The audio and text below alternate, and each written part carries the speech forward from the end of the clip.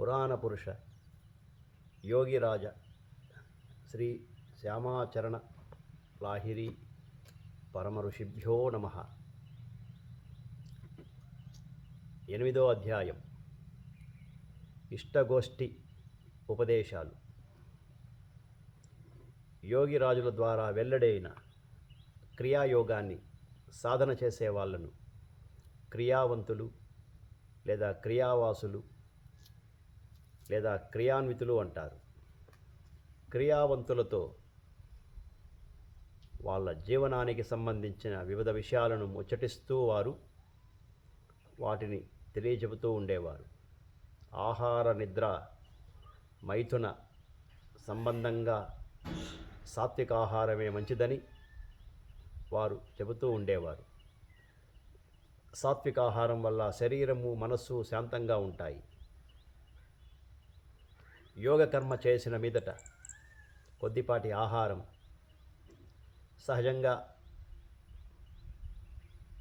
హితము మితము అయినది తినడం ఉచితం. అధికంగా తినడం వల్ల యోగ సాధనకు అడ్డంకులు వస్తాయి. ఎక్కువ వేడి, ఎక్కువ చలవ, ఎక్కువ చేదు, ఎక్కువ ఘాటు ఉన్న ఆహారము, పాచిపోయిన ఆహారము మొదలైనవి తినకూడదు. భోజనమైన తరువాత పూర్తిగా 3 గంటలు గడిచిన తరువాతే క్రియా సాధన చేయడం ఉచితం. ప్రతిరోజు 5-6 గంటల సేపు నిద్రపోవడం అవసరం. పెళ్ళైన వాళ్ళు నెలకు 2 సార్లు స్త్రీ సంపర్కం పెట్టుకోవడం మంచిది. దానివల్ల మనస్సు శాంతమవుతుంది, సాధన కూడా బాగుపడుతుంది. కానీ ఏ ప్రకారంగానూ యథేచ్ఛగా జీవించడం ఉచితం కాదు. కామభావం ఆక్రమించుకున్నప్పుడు తీవ్రంగా 3-4 సార్లు ప్రాణాయామం చేయాలి. ప్రతిరోజు పంటిని పంటితో నొక్కిపట్టి ప్రాణాయామం చేయాలి. బలపూర్వకమైన ప్రాణకర్మ చేయడం వల్ల ప్రాణం శీఘ్రంగా స్థిరమవుతుంది. ఇందువల్లే యోగిరాజులు పదే పదే జ్ఞాపకం చేస్తుండేవారు. కస్కే ప్రాణాయామ్ కన్నా చాహియే. 49 వాయువుల్లో ప్రాణవాయువు ప్రధానమైనది. ప్రాణాయామం ద్వారా ముఖ్య ప్రాణవాయువు స్థిరం కావడం వల్ల తక్కిన ప్రాణాలు వాయువులు అన్నీ స్థిరమవుతాయి. అప్పుడిక విడవడము, తీసుకోవడము అన్నవి ఏవీ ఉండవు. క్రియ చేయడానికి దిక్కు, ప్రదేశం, కాలం అన్న నియమాలేవీ లేవని చెబుతుండేవారు. ఈ విషయంలో వేదాంతం ఇలా చెబుతుంది: యత్రైకాగ్రత తత్రా విశేషాత్. అంటే చిత్తానికి సులువుగా ఏకాగ్రత కలిగే చోటనే కూర్చొని ధ్యానం చేయాలని అర్థం. క్రియ చేయడానికి ఫలానా దిక్కుగా కానీ, ఫలానా ప్రదేశం కానీ, ఫలానా సమయంలో అని కానీ నియమమేదీ లేదు. శరీరం మనస్సు స్వస్థంగా ఉన్నప్పుడే క్రియ చేయాలి. ఒకే సమయంలో క్రియ చేయడం వల్ల విశేష ప్రయోజనమేదీ కనిపించదు. కానీ కొత్తగా సాధన చేసేవాడి విషయంలో నియమపూర్వకంగా సాధన చేయడం వల్ల మనస్సు ప్రసన్నమవుతుంది. అంటే ప్రసన్న చిత్తత అనుభవం అవుతుంది. కానీ క్రియలో స్థిరత్వం ఏర్పడిన తరువాత ఏ నియమము అక్కర్లేదు. క్రియాయోగ సంబంధమైన గ్రంథాలు కూడా చదవాలి. నడుము, గుండె, కంఠం ఈ 3 నిటారుగా అంటే పైవైపు అంటే తిన్నగా ఉంచి సమాన వాయు ప్రవాహంలో క్రియ చేయాలి. ఈ స్థితిలో బ్రహ్మజ్ఞానం కలుగుతుంది. యోగాభ్యాసి తెల్లార్లగట్లే లేచి స్నానం చేయకూడదు. ఎక్కువ బరువు మోయడం, ఎక్కువ వడిగా నడవడం, కటిక ఉపవాసాలు చేయడం కూడదు. రాత్రి ఎక్కువసేపు మేలుకోవడం కూడా పనికిరాదు. చెప్పవచ్చేదేమిటంటే శ్వాస ప్రశ్వాసల గమనం వడివడిగా కానీ మరి నిడివిగా కానీ అయ్యే పని ఏదీ చేయకూడదు. ఉరుమే సమయంలో క్రియ చేయకూడదు. పొద్దుటి క్రియ వల్ల రాత్రి చేసిన పాపాలు క్షయమవుతాయి. సాయంకాలం చేసే క్రియ వల్ల పగటి పాపాలు క్షయమవుతాయి. శీతాకాలంలోనూ వసంతకాలంలోనూ ఎక్కువ క్రియలు చేయాలి. క్రియలు ఎక్కువ చేయడం వల్ల మత్తు కలుగుతుంది.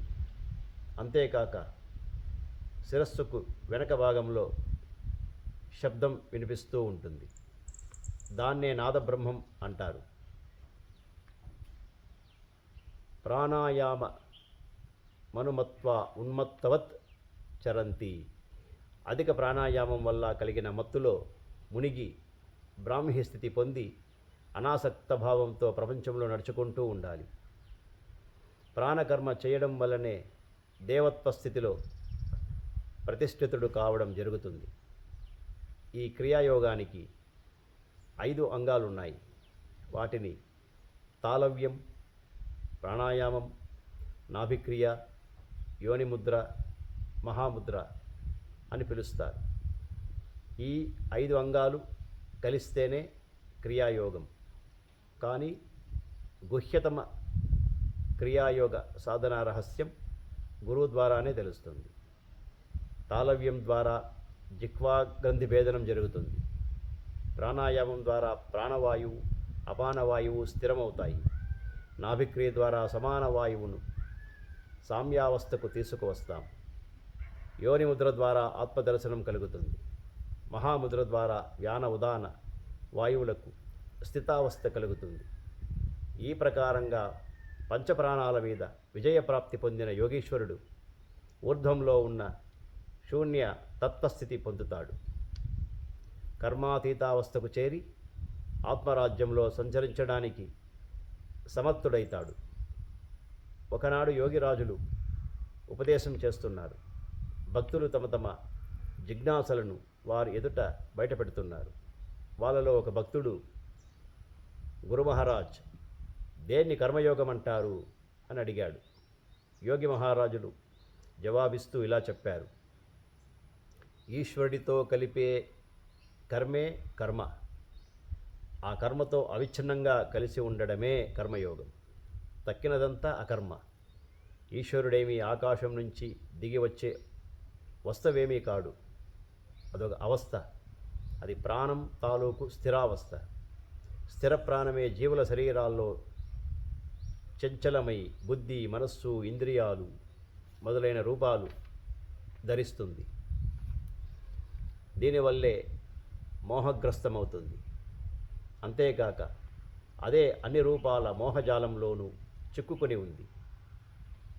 కానీ ఇది జీవుడికి తన స్వరూపం నుంచి విచ్యుతమైన అవస్థ, అంటే స్థిర ప్రాణం నుంచి చంచల ప్రాణంలోకి దిగివచ్చిన అవస్థ. స్థిరత్వమే జీవుడి వాస్తవ స్వరూపం. చాంచల్యమే జీవుడు, స్థిరత్వమే శివుడు.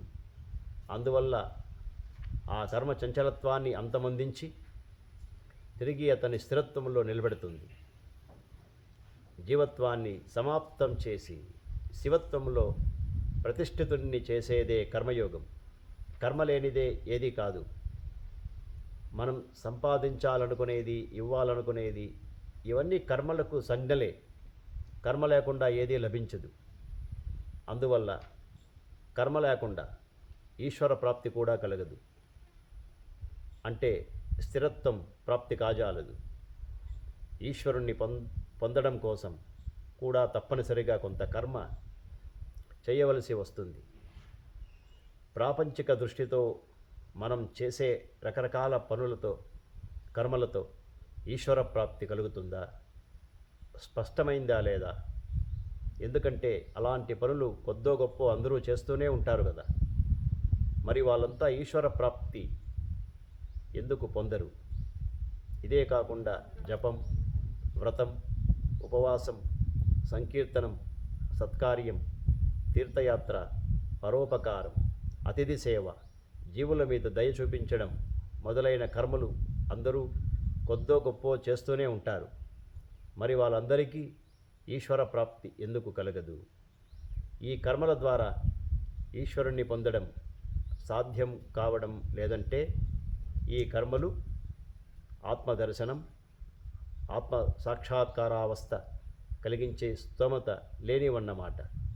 కానీ ఈ కర్మలు చేయడం వల్ల మనుష్యుడి చిత్తం శుద్ధమవుతుంది. ఇదే సాధనా మార్గానికి సహాయక అంగం. ఇందుచేత అవి చేస్తూనే ఉండాలి. కర్మకు ఫలితం వస్తూనే ఉంటుంది. అది కర్మధర్మం. దుష్కర్మకు చెడు ఫలితం వస్తుంది, సత్కర్మకు సత్ఫలితం కలుగుతుంది. కర్మ ఎలాంటిదైతే ఫలితం అలాంటిది కలుగుతుంది. ఆకలిని శాంతపరచడానికి అన్నం తినడమే కర్మ వల్లే ప్రయోజనం కలుగుతుంది. తక్కిన పనుల వల్ల అది నెరవేరదు. అలాగే ఆత్మసాక్షాత్కారం పొందడానికి ఆత్మకర్మ వల్ల ప్రయోజనం కలుగుతుంది. గీతలో భగవంతుడు ఇలా సెలవిచ్చాడు, గహనా కర్మనో గతి, అంటే కర్మగతి చాలా గహనమైనది, తెలుసుకోవడానికి కష్టమైనది. ఆత్మయుక్తుడు కావడానికి ఉపకరించే వాస్తవ కర్మను గురించి తెలుసుకోవడం సాధారణ వ్యక్తికి చాలా కష్టం.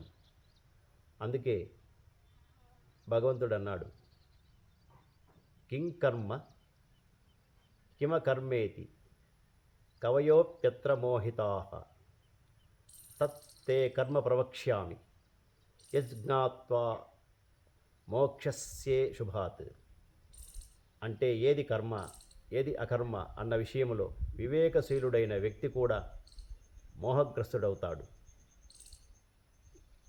కనుక అశుభ కర్మల మీది, అంటే ఇంద్రియ కర్మల మీది ఆసక్తి నుంచి నువ్వు ముక్తుడవు కాగలడానికి తోడ్పడే కర్మను గురించి చెబుతాను నీకు. ఎందుకంటే సన్యాసస్తు మహాబాహో దుఃఖమాప్లుతమయోగతః. అర్జున, కర్మయోగం లేనిదే సన్యాస లేదా త్యాగప్రాప్తి అసంభవం. కర్మాతీతమైన అవస్థే త్యాగ శబ్దానికి సార్థకత కలిగిస్తుంది. ఆ స్థితిలో ఇక కర్మ ఉండదు. ఈ త్యాగస్థితి ప్రాప్తం కావడానికి కర్మ చేయవలసే ఉంటుంది. కర్మ లేనిదే ఏది పొందడమైనా అసంభవమే. ఇందువల్లే యోగిరాజులు క్రీస్తు శకం 1873 జూన్ 19వ తారీఖున ఇలా రాసుకున్నారు, अब डब मजा से बेकाम हैसो इकाम हुआ, यानी कुछ नहीं करना यही काम हुआ बड़ा आश्चर्य की बातें इसमें हमेशा गरक रखना चाहिए. అంటే ఇప్పుడు ఆనందంతో పాటు అకర్మ స్థితి కూడా కలిగింది. ఆ అకర్మే ఇప్పటి కర్మ. అంటే ఏమీ చేయకుండా ఉండడమే నేను ఇప్పుడు చేసేది. ఆ అకర్మలోనే ఎప్పుడూ మునిగి ఉండాలన్నది మహాశ్చర్యకరమైన విషయం. అంటే సాధారణ జనులు ప్రాపంచికమైన పనులనే కర్మలుగా భావిస్తారు. కానీ యోగి వాటిని అకర్మలంటాడు. అలాగే సాధారణ జనులు అజ్ఞానం వల్ల అకర్మ అనుకునేదాన్ని యోగులు కర్మ అని ఎరుగుదురు.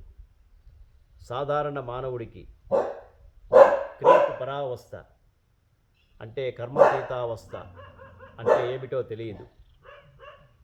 అందుచేత అతని దృష్టిలో స్థిరావస్థ అకర్మ.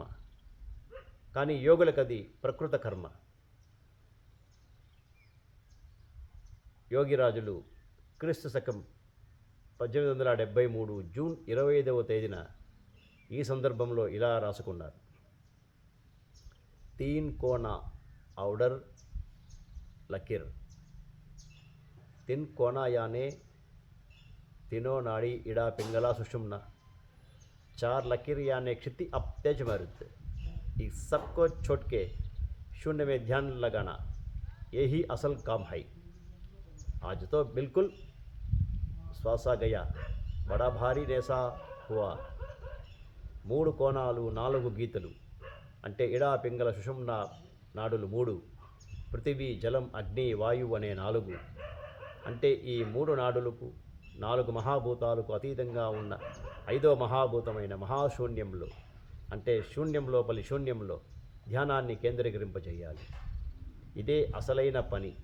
ప్రాణకర్మ చేస్తుండగా ఈరోజు శ్వాసగతి పూర్తిగా ఆగిపోయింది.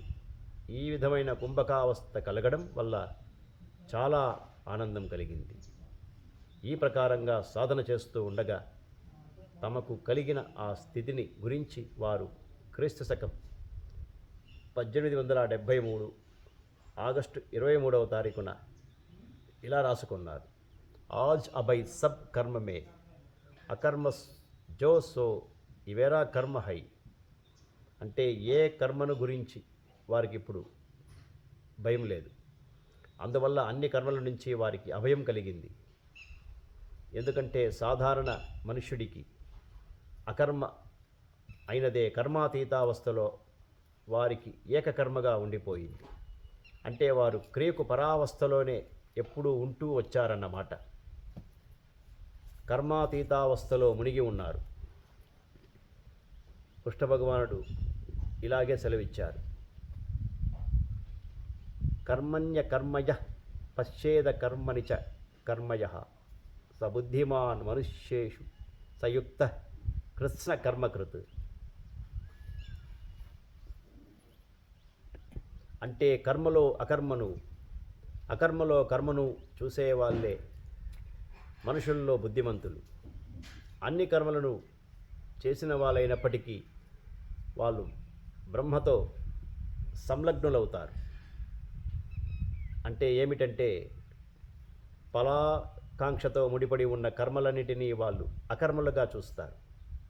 ఫలాకాంక్ష లేని నిష్కామమైన ప్రాణకర్మను సామాన్య ప్రజలు బాహ్య దృష్టితో అకర్మగా పరిగణించినప్పటికీ అకర్మ రూపమైన నిష్కామ ప్రాణకర్మను కర్మగా చూసేవాళ్ళు మనుషుల్లో బుద్ధిమంతులు. వాళ్ళు అన్ని కర్మలు చేసి కూడా నిష్కామ ప్రాణకర్మ తాలూకు అతీతావస్థ రూపమైన స్థిర బ్రహ్మలో ఎప్పుడూ లీనులై ఉంటారు. అప్పుడు వాళ్ళు ప్రాణకర్మ ద్వారా ముక్తులైన బుద్ధిశాలులై ఎప్పటికీ బ్రహ్మయుక్తులై అనాసక్త భావంతోనే అన్ని కర్మలు చేస్తూ ఉంటారు. మళ్ళీ వాళ్ళలో ఏ విధమైన ఆసక్తి ఉండదు. అంటే నాసికా మార్గంలో ప్రాణాలు రావడం పోవడం అనే కర్మకు స్థిరావస్థ ప్రాప్తమై కర్మాతీతావస్థలో ప్రాణాల్లో స్థిరత్వం కలిగినప్పుడే వాస్తవమైన కర్మయోగ స్థితి కలుగుతుంది. అందువల్ల యోగిరాజులు క్రీస్తు శకం 1873 జూన్ 19వ తారీఖున ఇలా రాశారు.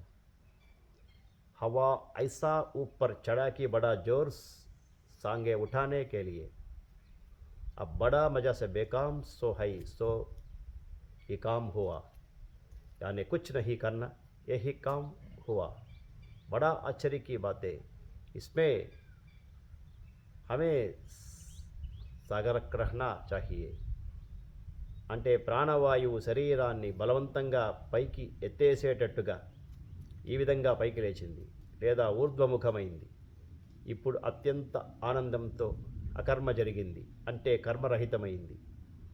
అంతేకాక ఆ కర్మరహితావస్థలో ఉండడమే ఇప్పుడు నా పని. గొప్ప ఆశ్చర్యకరమైన విషయం ఏమిటంటే ఆ అకర్మ స్థితిలోనే ఎప్పుడూ మునిగి ఉండిపోవాలి. ఇదే క్రియకు పరావస్థ. ఇందులోనే ఎప్పటికీ ఉండిపోవాలి. ప్రాపంచక కర్మను పూర్తిగా విడిచిపెట్టడం సాధ్యం కాదు. అందుకే భగవంతుడు అర్జునునికి ఇలా సెలవిచ్చాడు. నియతం కురు కర్మత్వం కర్మజ్యాయో హ్యకర్మణః శరీరయాత్రాపిచేతే చ ప్రసిద్ధేద కర్మణః. నువ్వు చేయవలసిన కర్మ చెయ్యి. ఎందుకంటే కర్మ చేయకుండా ఉండడం కంటే తక్కువ చేయడం మంచిది. కర్మలన్నీ పూర్తిగా విడిచిపెట్టి శరీరయాత్ర జరపడం సాధ్యం కాదు. ఏ పని చేయకపోవడం దోషమో అది తప్పకుండా చేయవలసిన పని. ఈ అజపారూప ప్రాణకర్మే అంటే ప్రాణాయామమే తప్పనిసరిగా చేయవలసిన కర్మ. ఎందుకంటే ప్రాణవాయువు ద్వారానే దేహానికి రక్ష కలుగుతుంది. కనుక ప్రాణవాయువే ప్రతి ప్రాణికి ఆయువు. అన్ని పనులు విడిచిపెట్టిన తరువాత కూడా శ్వాస ప్రశ్వాసల పని సాగుతూనే ఉంటుంది. దాన్ని చేయకుండా ఉండే మార్గం ఏదీ లేదు. పైగా ఈ కర్మ జరగకపోతే దేహానికి మనుగడే ఉండదు. అది ప్రాణం నుంచి పుట్టింది. అది లేనిదే జీవుడు జీవించి ఉండలేడు. అదే ప్రాణానికి బాహ్యాభివ్యక్తి. మనుష్యుడు చేసే పనులన్నీ అంటే కర్మలన్నీ సకామయమైనవి. అతని కోరికలు వాసనలు అన్నీ ఖచ్చితంగా వాటితో ముడిపడి ఉంటాయి. శ్వాస ప్రశ్వాస కర్మ ఒక్కటే నిష్కామ కర్మ. ఎందుకంటే ఏ విధమైన ఇచ్ఛ కానీ అనిచ్ఛ కానీ దాంతో ముడిపడి ఉండదు. మనం కోరినా కోరకపోయినా శ్వాస ప్రశ్వాస కార్యం సాగుతూనే ఉంటుంది. చంచల ప్రాణంలో పుట్టిన చంచల మనస్సు ఉన్నంత వరకు సకామ కర్మే జరుగుతుంది. కానీ మనస్సుతో ఏ విధమైన సంయోగము స్పర్శ లేని కర్మ ఒక్కటే నిష్కామ కర్మ. మనిషి గాఢంగా నిద్రపోతున్నప్పుడు అతని ఇచ్ఛానిచ్ఛలు రెండింటి జాడలు లేనప్పుడు కూడా శ్వాస ప్రశ్వాసల పని నడుస్తూనే ఉంటుంది. నిద్రపోతాను అన్నది తన కోరికకు అభివ్యక్తి అయినట్లే నిద్రపోను అన్నది కూడా కోరికకు అభివ్యక్తే. ఈ రెండు కోరికలు లేనప్పుడు కూడా సాగే పనే నిష్కామ కర్మ. అందువల్ల ఈ శ్వాస ప్రశ్వాస ప్రక్రియే లేదా విశిష్ట కర్మే నిష్కామ కర్మ. ఇది తప్ప తక్కిన పనులన్నీ మనస్సు వల్ల పుట్టినవే కనుక సకామ కర్మలని అంటారు. మనస్సే ఒక ఇంద్రియం కాబట్టి ఇంద్రియం ద్వారా చేసిన కర్మ నిష్కామం కాలేదు. గీతలో కృష్ణ భగవానుడు ఈ నిష్కామ కర్మను గురించే చర్చించాడు. ఎందుకంటే దేవుడి దేహంలో సంచరించే ప్రాణవాయువే జీవుడి వర్తమాన లేదా అస్తిత్వమాన అవస్థ. దానికే అజపారూప హంస అని పేరు పెట్టారు. దాని బహిర్ముఖ గతిశీలతలో వ్యతిరేక పద్ధతిలో హంసక్రియ జరిగినట్లయితే వికారం పుడుతుంది. దానివల్ల జీవుడు ఎప్పుడూ వికారాల్లో మునిగి ఉంటాడు. దాని బహిర్ముఖ గతి అయక్షయంతో పాటు దేహక్షయానికి కూడా కారణమవుతుంది. కానీ అజపారూపమైన హంస తాలూకు అంతర్ముఖ గతి ద్వారా విధిపూర్వకమైన హంసక్రియ అంటే ప్రాణక్రియ చేయడం వల్ల బహిర్ముఖ గతిరూపమైన విరుద్ధ క్రియను నివారించడానికి వీలవుతుంది. అప్పుడు ఆత్మభావం అంటే స్వాభావికావస్థ ప్రాప్తించిన తరువాత అన్ని రకాల వికారాలు పూర్తిగా తొలగిపోతాయి. ఇందుకే యోగిరాజులు క్రీస్తు శకం 1873 జూలై 21వ తేదీన తమ డైరీలో ఇలా రాసుకున్నారు. आज आउर बड़ा स्थिर घर का काल हाल मिला आंख अप बंद हो आ जाता है और ब्रह्म सब दर्शन होने लगा. त्रिकुटाया ने जिह्वा मूल ऊपर तालु का छत बंद करता है या और जिह्वा का अग्रभाग ताल मध्य में लगता है और जिह्वा का मूल तालुक के नीचे लगता है. इसी तरह से बिल्कुल बाहर का श्वास बंद होता है. धन्यवाद उसका जिसको यही होई.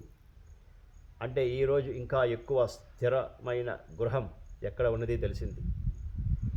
రెండు కళ్ళు వాటంతట అవే మూసుకుపోతున్నాయి. బ్రహ్మ ఇంకా స్పష్టంగా ఔపించడం మొదలుపెట్టాడు.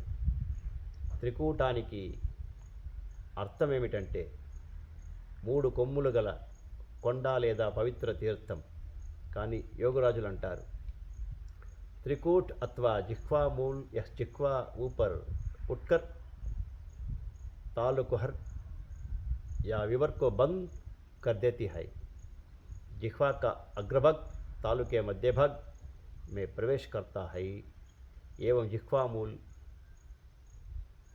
तालु के नीचे लगा रहता है. त्रिकूटम అంటే జిహ్వా మూలం. ఈ భాగం పైకి లేచి తాలుకుహరాన్ని అంటే గుహను మూసేస్తుంది. నాలుక కొస తలుపుల మధ్యభాగంలోకి వస్తుంది. జిహ్వామూలం తాలువుల కింద అంటుకొని ఈ విధంగా ఖేచరీ అవస్థలో రేచకపూరక ప్రాణాయామం జరుగుతూ వచ్చిపోయే శ్వాస ప్రశ్వాసలు పూర్తిగా నిలిచిపోయాయి. కేవల కుంభకం ప్రాప్తించింది. అందుకే ఈ విధంగా కేవల కుంభకం ప్రాప్తించిన వాడి భాగ్యం ధన్యమవుతుందని చెబుతున్నారు వారు.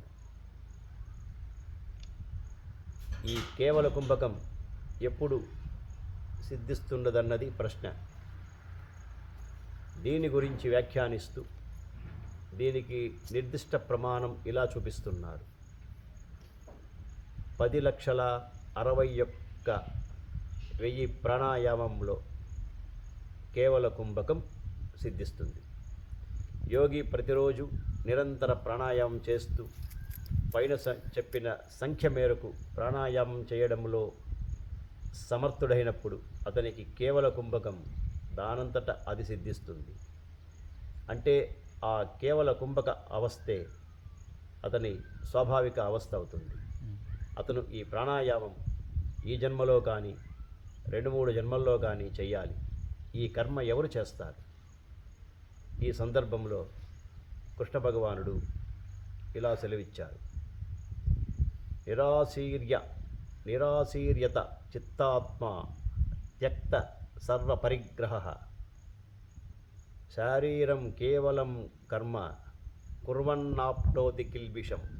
అంటే ఈ శరీరం ద్వారా ఈ కేవల నామక కర్మ చేసేవారు నిష్కామ జితాత్ములు, అంటే యతచిత్తాత్ములు, త్యక్త సర్వపరిగ్రహులు కావడం వల్ల పాపానికి లోబడరు.